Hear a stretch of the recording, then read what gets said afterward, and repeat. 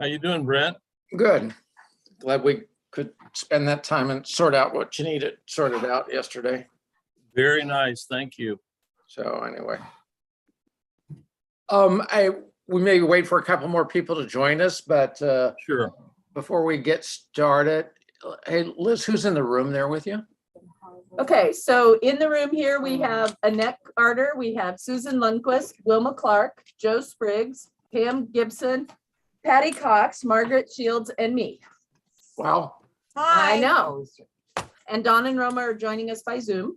Okay. Girl power is in the room. Quickly give us an update on Mary. Did he hear me? Can he hear me? Yeah, we're unmuted.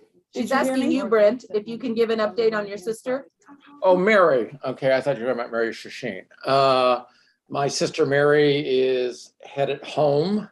I'm not sure that I need to go see her today because it's a back. It's just really problematic, and so I don't know what will be addressed through therapy and or medication, or what might require surgical, procedures. So she's at Monterey Park. She's not with much complaint because I discovered that she was over there 2 or 3 days without air conditioning. Oh, no. Oh. Anyway, and so when I offered to take a fan over, the air conditioning had come on. So that's the report on my sister Mary. So She need her food, Brent? Hmm? Will she need food brought in? well, she will, because she won't eat the food that's there. I'll say, I hope that she's talked with the social worker about helping her get what services she needs. at Yeah. home. So anyway, so we'll have a better sense of this, related or unrelated to this. Actually, her daughter, which would be her grandson, has his first birthday, and they had sold their house because they thought it was a good time to sell their house. But in selling your house, it becomes hard to find a new house, but they got a new house yesterday. So the new house, I don't know. We'll just see how this unfolds. So She's not gonna be in Tamasha anymore. well, no, she's in Golden Acres. And so anyway, but we'll see what it looks like. I'm not been clear because in some senses, I'm not sure that it is clear, because I'm not so sure it has a clear path. So there's that. So Can you let us know if we can help? okay, we'll do. Yes, if I can help. Yes, Golden Acres is close to me. So. Mhm. Yeah, we'll do. One So- quick announcement, there is the Pride Walk from Inglewood is Saturday night. Grant, you and Lee are going, right? Yes. Yeah, so you can meet up there at 7:15, and for us that can't walk, last year they got a golf cart just for me. So Where, meet where? Inglewood at Bevo. At Bevo, okay. Things are really picking up out there, it looks like. Yeah. Well, I went there Friday night to Inglewood Okay, Diner Brent. for dinner. Just a couple other announcements. There is a Juneteenth celebration tomorrow. I realize it's June 20th, but it's at Hiram Young Park. And you might say, well, where is that? That's the little park actually next to Police station. the South of the police station. So we are being joined, and I'll let Bob introduce him, by somebody who is very knowledgeable, a professor from William Jewell. Bob just attracts that kind of crowd. We all want to know what's on Bob's mind. So anyway, then there is on Thursday, there's a rededication of Hiram Young Park. Just to sort of let you know, on Monday, I think it would be nice if people could show up. You're supposed to bring your own picnic lunch. This is the first time the city has celebrated this holiday. And just having a good initial celebration is important because it builds the base of someone to have one in other years. You're supposed to bring your own picnic lunch. There's supposed to be an ice cream truck there. If you think ice cream is lunch, and in summer that could be the case. Lori Tucker, who some of you will know as part of the Wild Women. Lori is performing with her own group. Her picture's in the library wall. Actually, Lori lives in Independence. And so it'll be nice to hear her.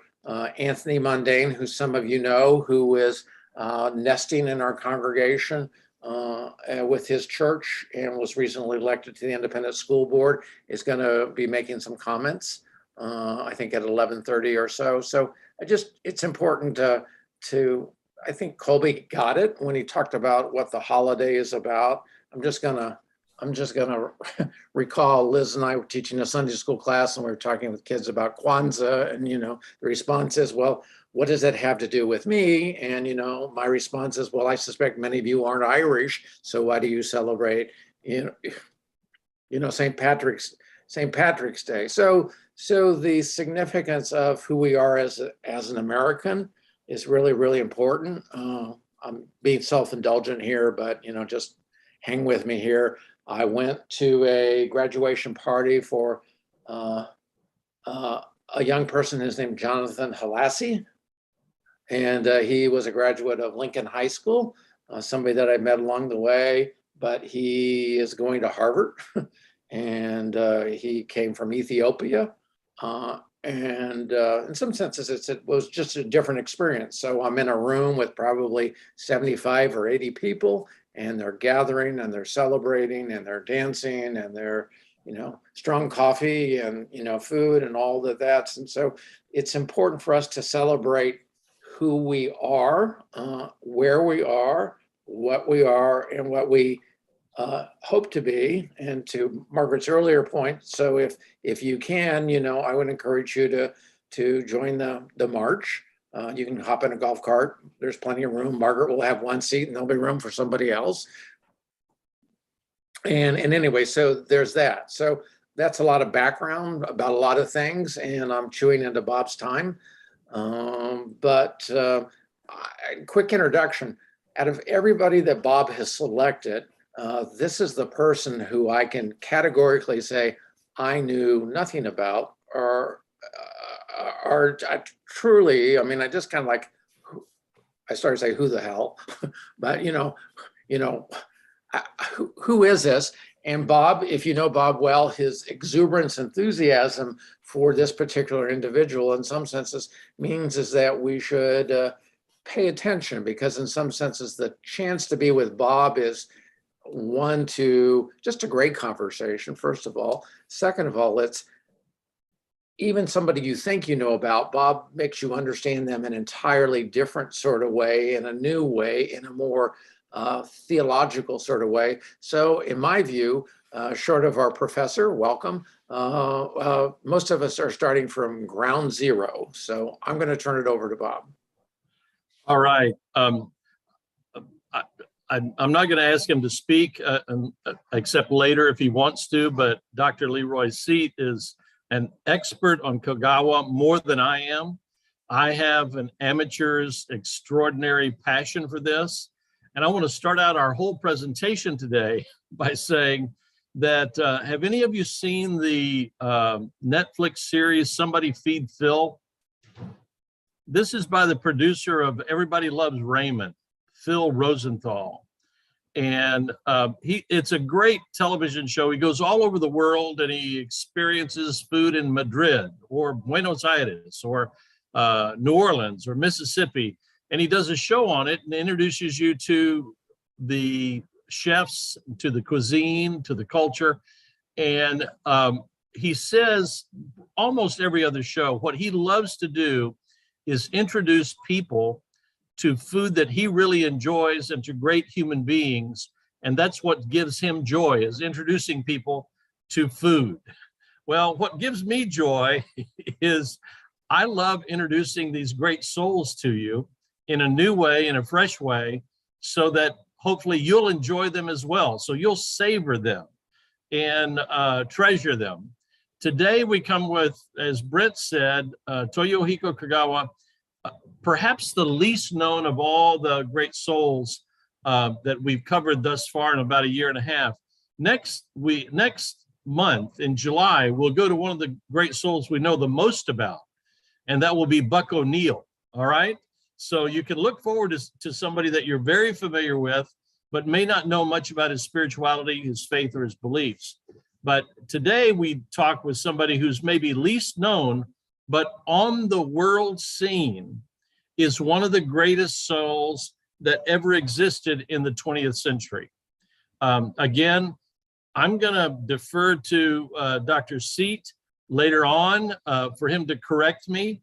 I need to learn some new things. I have learned a lot in preparing for this, and had to, I even found in the most definitive biography on Kagawa, found a bunch of mistakes. I couldn't believe it when you check it with the rest of the historical record. At any rate, Toyohiko Kagawa was born on July the 10th, 1888, and his birth in Kobe, Japan is really important. He's the son of Junichi Kagawa, who's a Buddhist and a member of the Japanese cabinet and secretary of the Privy Council, but also his mother is a geisha girl. It's too complicated for me to explain what geishas are. They're not just prostitutes, but sometimes what you have in the history on Kagawa is that he's the product of an illegitimate birth, and his mother was a prostitute. That's not the way it should be read, but that is how it's translated roughly into the Western culture. Both of those parents die, and he's brought up very briefly by his neglected wife, his father's neglected wife, kind of his stepmom.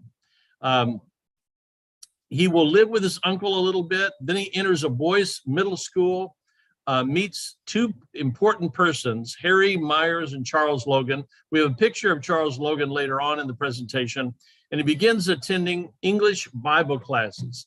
He is really a great reader. He is really smart as a young kid. He becomes a Christian at the age of 16. He's baptized by Dr. Myers. With some financial assistance, he moves to Tokyo to attend Presbyterian College. He studies people like Immanuel Kant, a great continental philosopher, Charles Darwin, John Ruskin from the Isles, Leo Tolstoy, and he begins to have an appreciation of pacifism. He will be inspired by Nagayo Ken, who is an example of him about how to serve the poor. He will get he'll get tuberculosis, have a miraculous recovery. On Christmas Day in 1909, he moves into the slums of Kobe to serve people there. And he will live in a 6-foot square little paddock. And by the way, they said it would be no bigger than the prison cell that he'll eventually later be in, and in which, in the prison cell, he walked 2 miles a day. And he gave it himself the imaginative description of, I lived in a prison cell 2 miles wide. So he graduates from Kobe Theological Seminary. He's ordained as an evangelist. There's 2 ordinations, one in 1911 and another in 1918. But 11, it's Kobe. He's ordained as an evangelist. He will meet Haru Shiba. They fall in love. They will eventually marry in 13, a couple of years later, and she works alongside him in the slums. He goes to Princeton Seminary in 14, getting a BD degree. That's a Master's of Divinity degree in our current terminology, in 1916, and he returns to Japan. He's ordained as a minister, this time not as an evangelist, as a minister in the Japanese Presbyterian Church. He begins organizing a lot. He organizes labor federation. He will do factory workers and farmers from 18 to 21 and ongoing, by the way. He will publish his very first novel, 1920. This goes by various titles in English, Crossing the Death Line. It has a completely different translation later. It will sell millions of copies. By the way, he will publish in his lifetime somewhere between 150 and 300 books and or pamphlets that are circulated everywhere in Japan. But only about 20, maybe 21 of them have currency in English. Luckily, because of something I never knew existed called the Log College Press, which we'll see later, is dedicated to publishing dead Presbyterian books. I mean, that's in their mission statement. The books of dead Presbyterians, mostly from the 18th and 19th century, but they've also published a lot of Kagawa's books too. At any rate, this book will establish an income stream for him for the rest of his life, and all of his other writings will too. Next slide. So he released from prison. He helps the Japanese government in terms of social welfare programs, establishing credit unions, schools, hospitals, and so forth. And he has in mind the application of Christian principles to rectifying the injustices in society. Universal male suffrage for voting is granted in 25. He will eventually vote for universal suffrage in Japan after World War II. He founds the Anti-War League in Japan in 1928. In 1933 and in 36, he will come to the United States for several speaking tours. In For the Living of These Days, Harry Emerson Fosdick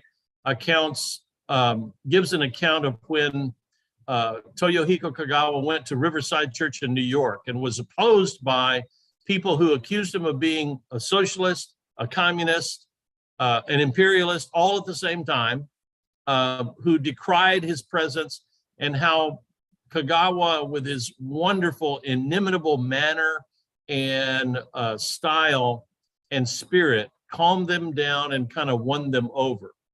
That's on page 211, by the way, as I recall, in For the Living of These Days. These tours in the United States in 35 and 36 are hugely popular. We'll see a newspaper ad that captures one of those. On the 14th of January in 39, he goes to meet Gandhi in India. In 1940, he does something that would be reprehensible, unthinkable for a Japanese.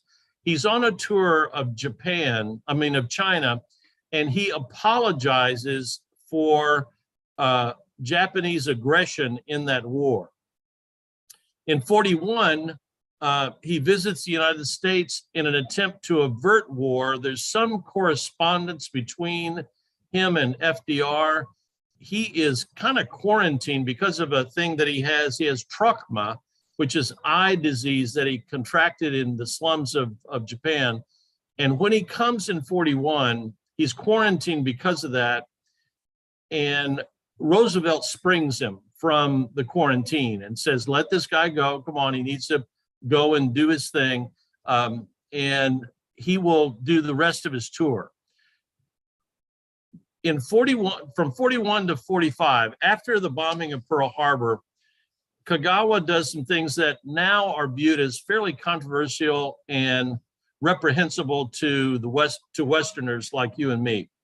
He will decry the barbarism of the United States because he's a pacifist, basically. But he's also loyal to Japan, and he will kind of stick up for the emperor. He will stick up for his Japanese brothers and sisters. He will be in and out of jail during World War II a couple of times, however, because of his positions that were not in keeping with the militarists, whom he basically opposes and did most of his life. But it is after the war is over, after Hiroshima and Nagasaki, after Japan is occupied by MacArthur. There's some very interesting correspondence, by the way, and connection between MacArthur and Kagawa that you can read about in his biography or biographies about him. He will kind of go to the emperor, who is now kind of denuded, if you will, of power, no longer has a spark of divinity in him. And Kagawa will appeal to him and say, Emperor, if you really want to be great, if you really want to tinge toward, lean into that godly character that people say that you have, then you will be a servant of the people and you will begin to put our country back together. Do it. And so he inspires him. He begins to do that. He will renounce his divine status, the emperor will, take on that kind of servant role, and then kind of follow in the footsteps that Kagawa has set for him. In 1950, he tours the United States, again, giving speeches. He likes to meet with all kinds of people. In 54, he goes to the World Council of Churches gathering in Illinois. He publishes his last book, The Purpose of the Universe, now entitled Cosmic Purpose, which is kind of physics and theology wrapped up in one. It is a very interesting read. I can't pretend to really comprehend the physics of it. And I'm not sure that he's doing physics proper, that, for example, that he could go toe to toe with Einstein or Heisenberg. But he does have an understanding of how the universe is put together. And he wants to reconcile that with his understanding and experience of God. He will die in 1960 in Tokyo. He's buried there in Tokyo. He's posthumously awarded Japanese highest honor, the Order of the Sacred Treasure. Next slide. Here's a bunch of pictures of Kagawa, several of them in the United States, but the one in the upper left-hand corner is he and his Princeton buddies. The one beneath that is him in Japan. Haru is pictured in the lower left-hand corner, his wife, and he at about the time of his wedding. The kind of picture with the eye patch is him dealing with trachoma, that disease. The picture of the kids and also the larger picture by the tent, those are him in the Kobe slums. The picture of him by the airplane is obviously it's Delta. It's him on one of his speaking tours in the United States, and there he's reading from one of his books. This is Mr. Charles Logan, the man in the white shirt holding the books. That's the man who kind of led him to believe in and really pay attention to the New Testament and to the Bible and to the witness of Jesus. By the way, if you ever despair, I thought about this on the way to this session. If you ever despair of going to Sunday school or learning about the Bible, you're doing it not so much for your own edification, inspiration, and education. You're doing it as well for other people, because what you may do in introducing them to the Bible, to Jesus, you may set the world on its ear and have a revolution occur because somebody takes Jesus's words very seriously. The building in the lower right-hand corner is the museum south of Tokyo, across the Strait of Water there in Japan. And we'll see a few pictures of the interior of that building later on in the presentation. Next slide. This is Kagawa in several of his presences, if you will, manifestations of his presence in the United States. The picture in the middle with all the crowd, that is in Illinois. I believe that is the World Council of Churches meeting there in Illinois. The upper left-hand corner is when Kagawa went to Los Angeles. By the way, I don't know if he did this. I have a slight suspicion that he visited with Dan Janung at All People's Christian Church in South Central LA, which is just south of Little Tokyo. All People's is where I was ordained, and I was trying to think, how in the world did I know about Kagawa? I think I may have seen this earliest in Dan Janung's book, A Street Called Love. The sepia tone stained glass window picture is from a church in Michigan where that was dedicated to Kagawa. You see his name there. And I could not find where the name of the church, if it even exists. I only found pictures. I couldn't find any where, if it's in a museum or where I could guide you to where it is. You see the newspaper account in 1954. Toyohiko Kagawa is going to preach. And then the National Cathedral stone statuary that you can visit in Washington, D.C. that is a tribute to his legacy. Next slide. Where to start? Well, there's very few videos. There's no videos that I could find of him preaching, speaking, even walking off of a plane onto a tarmac, but you can find many books in the American Book Exchange, ABE Books, by the way, that's a used book exchange. You see these books on the left. These are what basically made him popular, and these were the translations of his Japanese productions into English. The Before the Dawn is the same book as called Crossing the Death Line. And that's his autobiographical novel that he wrote. A Grain of Wheat is another novel. Songs from the Slums and Songs from the Land of Dawn, the one on the right and then also the one on the left, middle, lower, those are both books of poems. And then Brotherhood Economics is a book that he wrote after he finished a tour of the United States. He gave the Rauschenbusch lectures at Rochester Theological Seminary. And this was kind of the concretizing of his understanding of how to do justice with the economy from a Christian perspective. Next slide.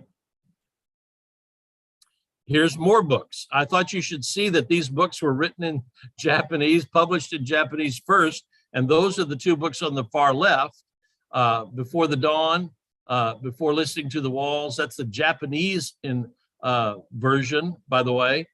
Millions and millions of copies were sold. You can get books that will guide you on meditative courses,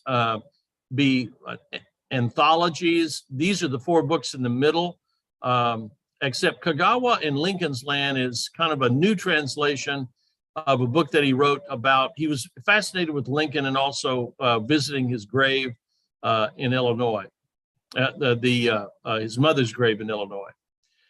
The two books on the lower right have been the most recently published: Seeing Things Hold, The Scientific Mysticism and Art of Toyohiko Kagawa. Hastings uses the Japanese practice of printing the last name first. So it's Kagawa Toyohiko. And then Cosmic Purpose is this tome that is both physics, cosmology, and theology. But a good book to start with is the one by Robert Chiljan, and that is Toyohiko Kagawa, Apostle of Love and Social Justice. Next slide. Here's a bunch of internet resources. I could not find this Beyond the Sichuan Toyohiko Kagawa story. I could not find it anywhere. I suspect it's only in Japanese, is not even dubbed in English. There is a nice lecture from the Jubilee Center, which is, as far as I can tell, a kind of evangelical think tank in Britain. And Philip Powell, who I believe is actually, or at least the person who gave the lecture is from India. And it's a very good lecture, and it's not long, only 38 minutes. David Thompson runs is speaking at a co-op meeting in Hanover, New Hampshire. It's a long presentation, but it's a very good historical review. And David Thompson is a co-op expert out of California. This Log College Press has 6 of Kagawa's books in English translation. And if you use that link, you could download the PDFs for 6 of his books, by the way. The Kagawa papers, there's some in Columbia University. There's actually some at Boston University. And also there's a resource center that's Japanese in its origin. That bottom link really doesn't get you to any digital archives in English. I don't know, I didn't know how to manipulate it, but if you can figure it out, good for you. Next slide. His stature in world history can begin to make an imprint on us if we know that first paragraph there. He is repeatedly nominated for the Nobel Prize, twice for literature in 47 and 48, and then 4 times for the Nobel Peace Prize in 54, 55, 56, and then again in 1960, the year of his death. He's renowned as a social reformer, a poet, a preacher, and an unwavering pacifist, but he regarded himself as an evangelist. He is compared to Gandhi and Schweitzer because of his unflagging compassion and care for the poor. And sometimes he's called the Gandhi of Japan. Sometimes he's called the St. Francis of Japan. Here's what I think are his premier principles.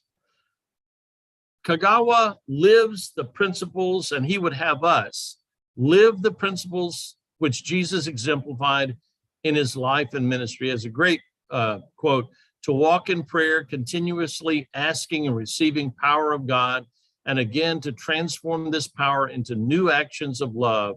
This was the religion of Jesus. One of the best summations, I think, of what the religion of Jesus is all about. Next slide. He would have us live out the practicable, meaning practical, that can be practiced, precepts from the parable of the Good Samaritan.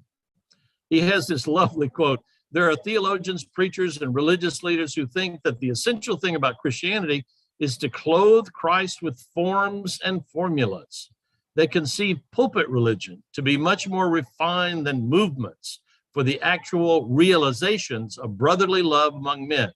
The religion Jesus taught was diametrically opposed, the opposite of this. Next slide. Thirdly, he would have us live the Christian faith in all aspects of life, including economics. And next slide. He constantly lives and would have us live a life of humility. And I'm wondering if you can remember back to the session that we had with Fred Craddock, if this echoes or harmonizes with what you heard there. Do your best, and after that, leave the matter entirely up to God. Sorry about that typo. I'll clean it up later, Brent. He leaves us with his words and a challenge. He says, I read in a book that a man called Christ went about doing good.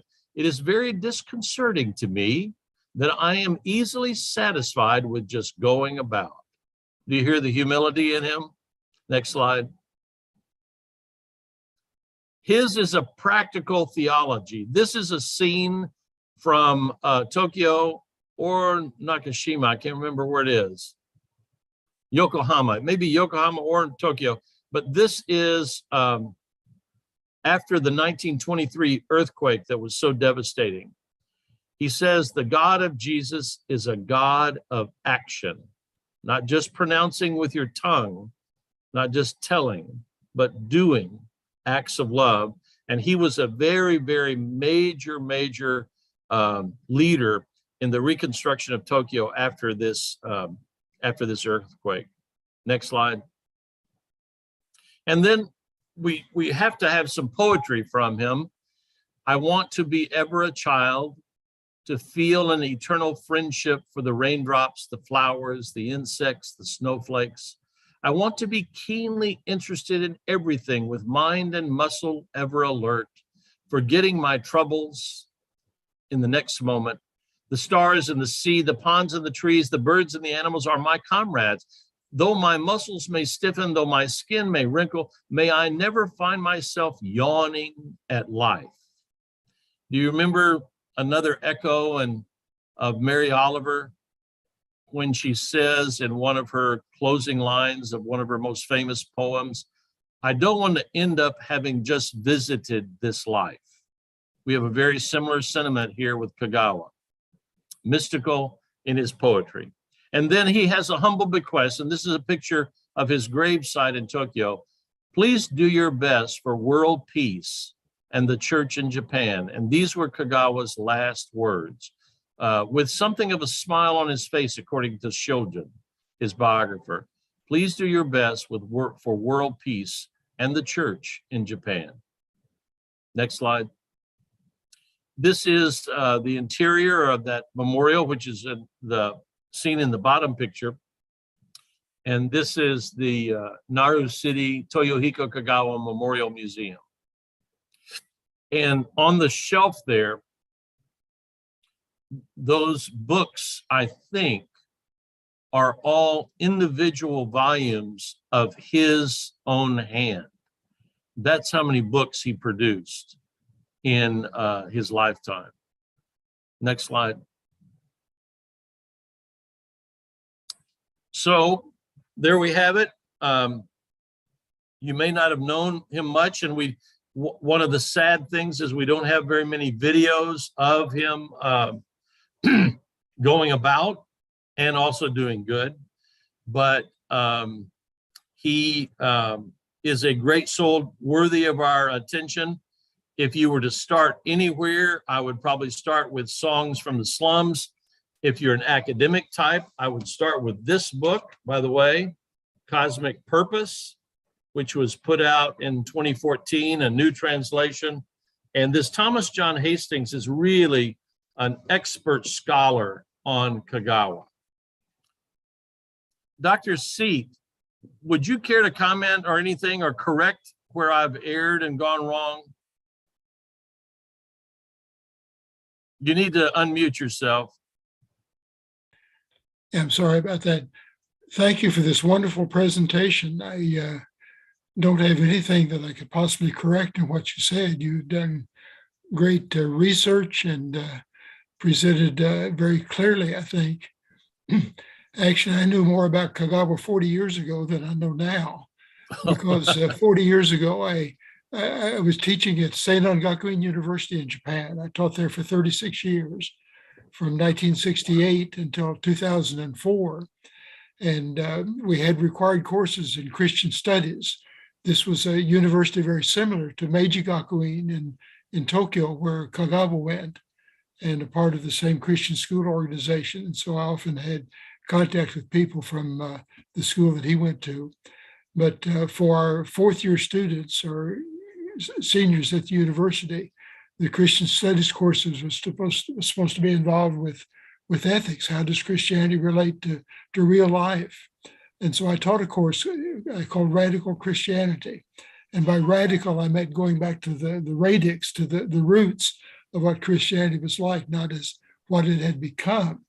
And even though this was a Christian university, about 98% of the students were non-Christians. And many of those, a great percentage of them, were very negative about Christianity because of all the bad things they'd heard about Christianity of the West. You know, the Crusades and the treatment of Blacks in the United States. And so I developed this course in Radical Christianity and tried to use various people that showed what I thought Christianity was really like. And one of the main ones that I used from the United States that the students were most interested in was Martin Luther King Jr., because there was a great respect for King. And again, this was in the early 80s that I developed this course. But the most popular part of those lectures was when I lectured about Kagawa. And even though he was Japanese, he had died in 1960, and this was before my students were born. And many of my students didn't know about Kagawa, although he had been very famous in Japan, as you indicated, in the 40s and the 50s, but this was the 80s. And I found there was great interest among the students in Kagawa, and some of the students began to read and appreciate him. And this is when I realized, and I began to read and learn more, and to see what a wonderful Christian example he was, as well as a scholar. And although he died in 60, and I didn't get to Japan until 66, 6 years later, and at the university in 68, many of my older colleagues told about Kagawa coming to our university and speaking. But part of the trouble was he was such an intellectual when he was speaking in a college setting. His sermons, not sermons, they were lectures that were hard to understand. And so in some ways they were disappointed because they were, about physics and about cosmology and things that I'm afraid was over the head of many of the students. Yeah. But then I wonder, would you agree with me that he was consistent in his ethics? I was told, I read, I guess it's in children's book, and it's corroborated in some other things I read online, that when he toured the United States, and there was going to be a segregated audience at a church in, I think, Alabama, he refused to give his lecture because of the segregation. He stood up, and that's in the 1930s. I mean, this is way before Dr. King is even on the scene, right? And he recognizes the contradiction for Christians to even participate in segregation. Right, and so those characteristics of his Christianity that you summarized in your slide presentation was, following the Christianity of Jesus and trying to be like Jesus. And that's what he did. And that's the reason I considered him one of the best example of a Japanese Christian who was a radical Christian and going back to the roots of Christianity. Well, I will say this, I misintroduced you to Brent, and he indicated that you were a professor at Jewel. I thought that you had taught at Jewel, but you retired out of Japan and came back to Kansas City. Is that right? That's right. We moved to Liberty in 2005, and I taught 2 or 3 courses. Well, we were on stateside assignment from Japan, and a couple of times in 91, 92, and again in 96, 97. No. 5 years before that. We came back every 5 years. But anyway, I taught at Jewel then. Oh, you did? Okay. So I did have that when right. we were back from Japan. And Thank then you. In retirement have taught 2 or 3 courses there. You've given us the real bona fides of your credentials, having taught in Japan, and you, I would assume, read Japanese and speak Japanese. And I will tell you, I think that the definitive biography for Toyohiko Kagawa has not been written yet, and it awaits somebody, a great scholar, to really do a good assessment of him. The class will remember that we treated Howard Thurman, and he's come into great popularity over the last 10 years in particular. He would be, by the way, he would be extremely pleased today with the Juneteenth celebrations that are going on all across the country, and the Poor People's Campaign that culminated in one of its events yesterday in the Washington Mall, and will continue, by the way, into the future. That's not the end of it. But Dr. Thurman would have been very pleased that some of his ideas are beginning to get traction. I think that Kagawa's theology, his very simple approach to living the life of Jesus, is going to catch on too in the next 10 to 20 years. I probably will, I won't see it, but there may be some of the people in the class that will say, oh, I remember that Sunday school class. Yeah. And this is Toyohiko Kagawa. Oh my goodness, yeah. But so 2 things, hang on, pay attention to Kagawa, but then secondly, also note that the definitive story about him and of his life has yet to be written. Maybe one of you all will do that going into the future. We don't know. Okay, do we have classes? Liz, do you have questions from the class there? Yes, Margaret has a question. Hi. My question was, I guess in my mind, I've always thought that the Japanese were Buddhists. I didn't think about all the Christianity was there. I don't need a percentage, but is there a large population of Christians in Japan? Well, it depends upon what you describe as large. Well, I don't know. Shinto religion is also very prominent in Japan, along with Buddhism. Christianity would be a minority religion when compared to all the others. But Dr. Seat, what would you say is the percentages there? Well, in terms of actual professing Christians, it's only like about 2%. Gotcha. And so it's a very small percentage, but Christianity has been much more influential than its numbers would indicate. And it's true that most of the people are Shinto in some ways, because this is a traditional indigenous religion, and they're Buddhist in other ways. Almost all Japanese funerals are conducted Buddhist style. But consistently through the years, where I indicated that 98% of my students were not Christians, but about 90% of them, 90% said they had no religion. And so especially among the younger Japanese, they do not claim to be Buddhist believers or Shinto believers, although they of course identify with the cultural practices of those religions. So they had like open hearts, open minds to it, or Yeah, to a certain extent. Of course, like young people here, they were interested in having a good time and hedonism and capitalism. And so the main struggle with Christianity for the college students was not in putting Christianity up against Japanese religions, but putting Christianity up against capitalism and hedonism. Let me caution you that if you go on the internet and find, say, a couple of people who will call into question Kagawa's stature, and they will pillory him.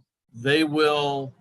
It'll be very nicely, smoothly presented. Oh, he's known as the Saint Francis of India, of Japan, and the Gandhi of Japan. Let's look at this. Let's look at this. Let's look at this. And they end up crucifying him, by the way, because he practices what could be called Christian socialism. Yeah. He does practice and promotes sharing the wealth. Or as one elder at community used to tell me, when I tried to understand his extraordinary generosity, one of the most generous people I'd ever known, he was a tither. He tithed his bonus at the end of the year. Wow. It was huge.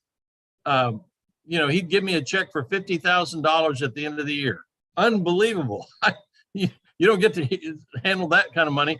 And I asked him, why do you do this? I'll call him John. That wasn't his name, but I want to keep him anonymous. Why do you do this? And he says, well, that's what my mother taught me, that you can live a good life if you tithe and keep things balanced. That was Jesus' example. That's the Bible's mandate.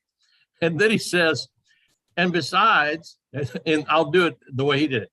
Besides, if you don't share it, they'll come and take it away. In other words, he was very practical about how society functions. If you have unmitigated, kind of checked wealth, it will bring down a civilization. It may be bringing down the United States right now. Yeah. If you don't share, and that's what Kagawa was constantly promoting in his brotherhood economics, share the wealth. We need to share with one another. And by the way, he didn't mean, let's talk about the distinction between mercy and justice. Mercy is a cup of cold water. Community had a food pantry. We gave out tons of food over the years, continue to do. It's a mercy ministry. But we're also invested in and involved with More Squared, which is a justice ministry, because it challenges and changes systems. One example of which would be banning school suspensions for pre-K through 5th grade. What in the world are we doing, causing school suspensions for those kind of kids? Teachers could say some of the kids can be unruly, but what if a kid violates the rules of their suspension? Do you know what happens? The cops are called and they begin to get a criminal record as a 7-year-old. Oh, That's called the school to prison pipeline. yep. Yeah. Wow. And certain school districts are now banning school suspensions for pre-K through 5th grade. That would be a justice endeavor. And Kagawa would like that. So Kagawa was both giving a cup of cold water in the Kobe slums all the time, living in a 6-foot square little pad. That's where he lived and cooked and everything else. But also, he was trying to change the systems that made people poor. Have you ever heard of the man named Dom Helder Camara? Dom Helder Camara was the Archbishop of Brazil. He was a little man, and when I saw him, I literally said, oh my God, he's the closest to Yoda I'm ever going to come. Because he had the cassock on, his Archbishop, all that stuff. It just seemed to float. He didn't seem to walk or canter. He just seemed to float. I saw him in 1993, the summer of the flood. The General Assembly of the Christian Church was held in St. Louis, and he was there. And I'll never forget this statement in his address to our assembly. When I called for the feeding of the poor, they called me a saint. When I asked why the poor were hungry, they called me a communist.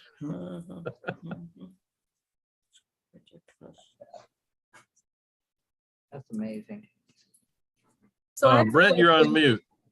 I can't believe I could say, Brent, you're on mute. Go ahead, Liz.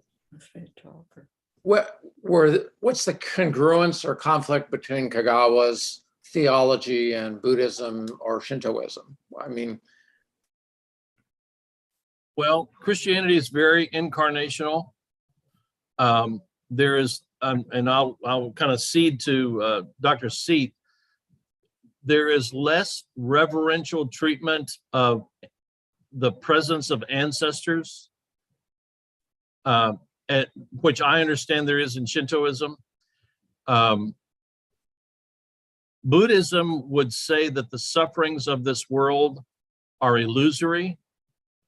They wouldn't say that you don't pay attention to them or try to alleviate them, but you don't predominate on them. You don't make that a focus of all of your attention. And that in the end, there can be a reconciliation with the suffering that we experience and the hopes that we have. Christianity is much more incarnational. Christianity in some ways says, Jesus does for us what we are to do to other folks. We're to take what we've received, what God has done for us through Christ, and share that with other people for the transformation of this world and for the congruence in our own, to use Lincoln's language, the better angels of our nature. That's a very crude attempt, and Dr. Seat can have a much better explanation.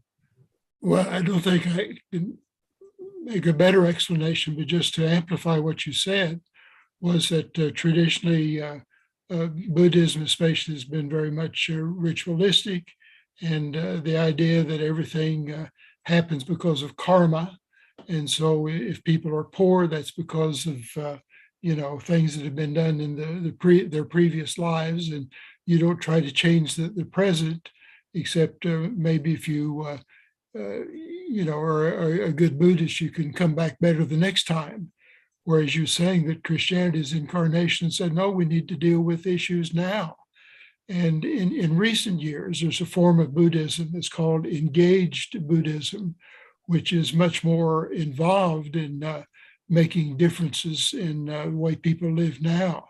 but especially in Kagawa's age and in many ways up until now, Buddhism has been so much more otherworldly that this worldly emphasis of Kagawa was very important. And so, I mean, he was the one that organized the first labor unions in Japan.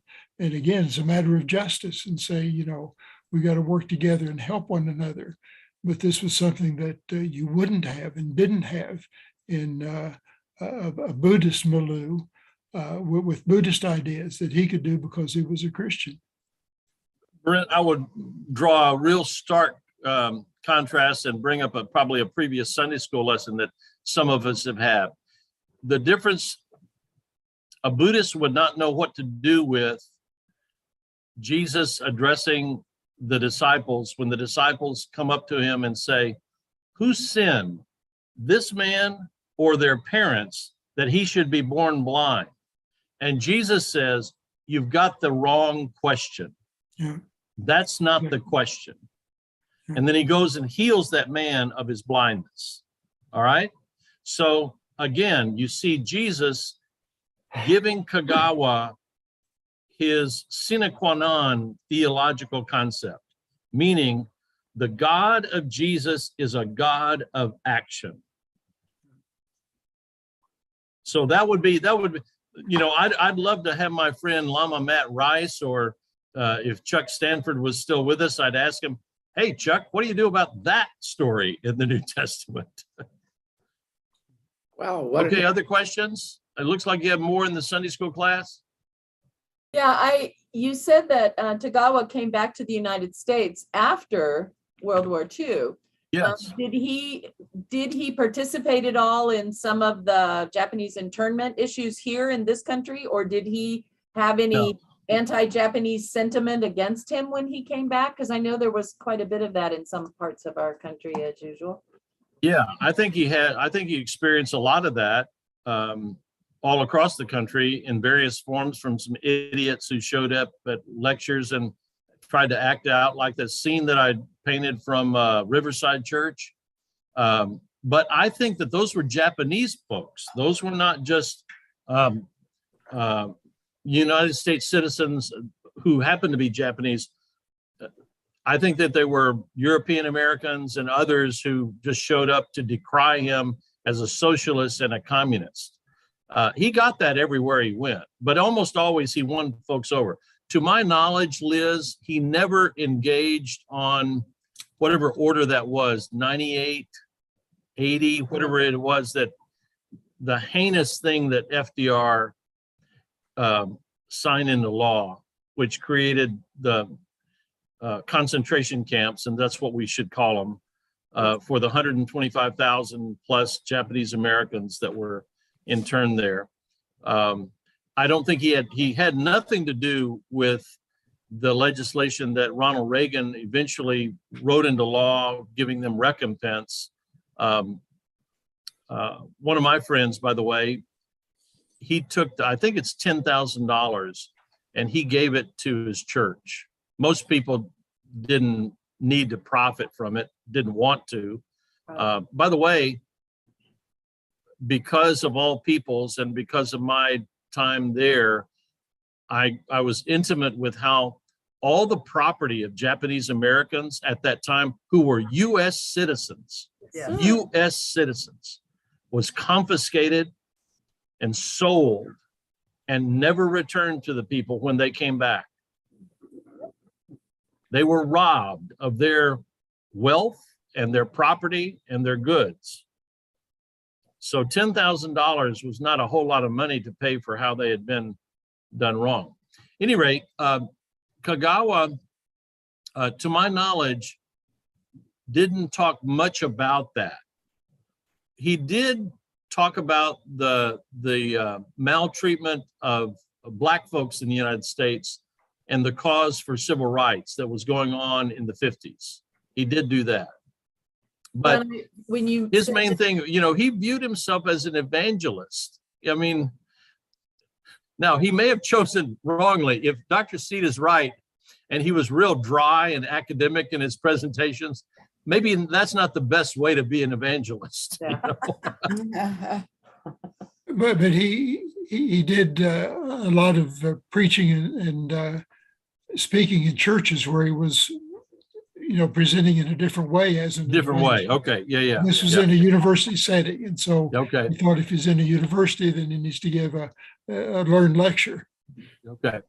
Well, So, and I was partially curious because you talked about him apologizing to China for Japanese aggression, and then Right. also talking to the emperor about changing how the emperor's view of his role should be. And so I can see where Kagawa was in a situation where he was kind of walking that fine line between being Japanese and Right. being Christian, and there being lots of conflict in that historical Japanese mindset, if that makes sense. Exactly. I think that's a great point. And he was always very, not deferential, he was polite and appreciative of the hospitality that he received wherever he went.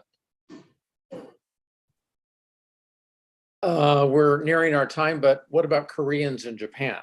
That was, I haven't read enough to say anything about that. The book Issue. now. But it's not totally positive. No. So, That's a new one on me. I didn't know anything about that. Dr. C, do you have any final words on Japanese-Korea relations? Well, this is a very complex situation that I have had quite a bit of contact with. Let me just say briefly that there are Korean churches in Japan that Western missionaries have worked with. And one of my closest friends in Japan was a Canadian missionary. And he was able to get James Cone, who was the Black theology professor at Union Seminary, to come to Japan to speak to the Korean churches and say that their problem in Japan was the same thing that the Blacks have had to face in the United States. And so there is a great similarity. And this was quite interesting to hear James Cone come and speak to the situation of the Koreans in Japan. But again, there's a lot I could say, but it's 12 o'clock and probably there's not time to do it now. So our next session will be on July the 10th. We'll give ourselves a break on the July 4th weekend, okay? And July 10th will be Buck O'Neill. Yay. Well, thank you to both Bob Hill, and thrilled to have the professor join us today. This is exciting to have multiple perspectives and all of that. So we greatly appreciate that. I have a question. Are you outside or is that your backdrop? That's beautiful. Oh, you asking me? Yes. Yeah, this is a virtual background of a Oh, forest I in just say, Japan. man, I could live there. This is from Japan. Did you hear him that it's a forest in Japan? Oh, it is? Okay, that's lovely. Wow. It's lovely. That's amazing. does somebody want to close us out with? Yeah, I was gonna say, if you want, I'll go prayer ahead meditation? and give a closing prayer. Okay. Thank you. Lord, we thank you for this opportunity yet again to come together from many parts of the world to share perspectives, to learn new things, and to have our hearts and minds opened to things we never knew before.